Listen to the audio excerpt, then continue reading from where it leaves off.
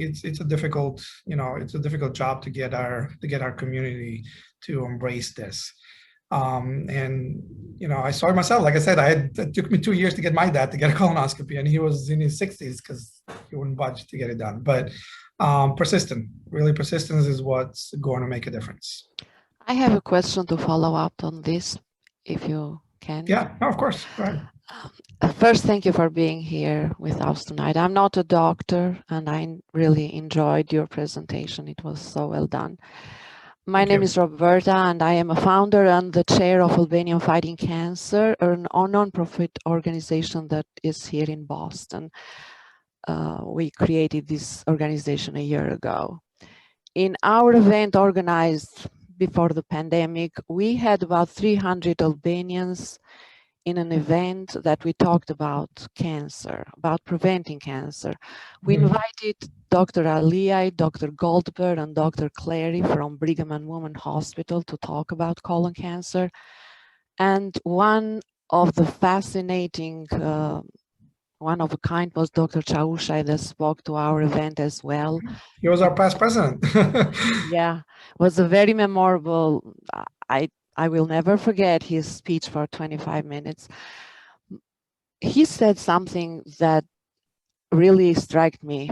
When he did a survey in Albania, more than 60% of patients were advanced in cancer and we couldn't do any surgery, he said.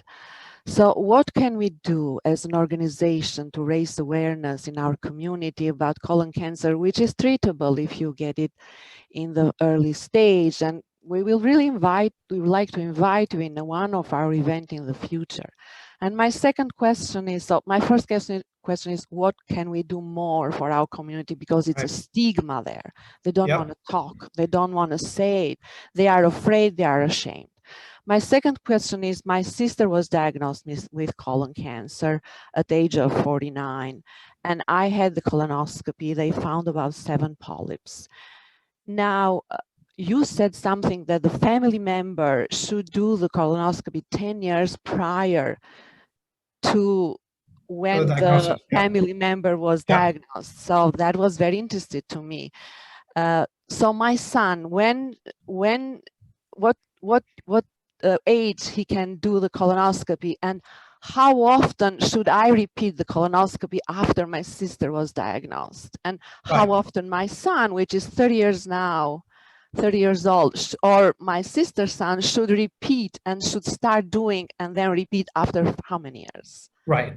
So I'm going to ask you a second question first. So as far as your case is concerned, I'm glad that you got your colonoscopy and they found those polyps and removed them before they had a chance to turn to cancer. Yes. The whole point about this, screening and colonoscopies is to find polyps, if they are there, not to find cancer. We don't want to diagnose cancer. We want to prevent it. Because colon cancer is a preventable disease as long as you can get it screened. In your particular case, yes, usually our recommendations would be for if your sister was diagnosed for colorectal cancer at 49, then all her immediate siblings, brothers and sisters that she has would need to be screened at least at 40 or 39 to 40. Yes, we all were screened after that. Right, so that would be our initial recommendation. And again, that has to do with the fact that we want to catch polyps, if they are there, not cancer. We don't want to wait until cancer develops. That's why the 10-year, advanced screening is done. In your particular case, or your son's case, so if they found 7 polyps, it's actually a pretty significant number of polyps. Yeah. Now, I don't know the pathology results of it, but if there was any kind of worrisome features on those polyps? No, 2 were flat, and the other were like normal, no precancer, but 7 of them is a lot. Yeah, 7 is a lot. 4 of them was in the A line. Okay. Of the colon. So the 7, like I said, is a lot, but the details on the pathology matter because if they were what's called adenomatous polyps, then they are precancerous, even though they don't have any changes. If they're polyps like hyperplastic features, those actually don't have a increased risk of developing polyps because it's just a little. What was the first name? The first one is called adenomatous polyps. The second one is hyperplastic. Okay.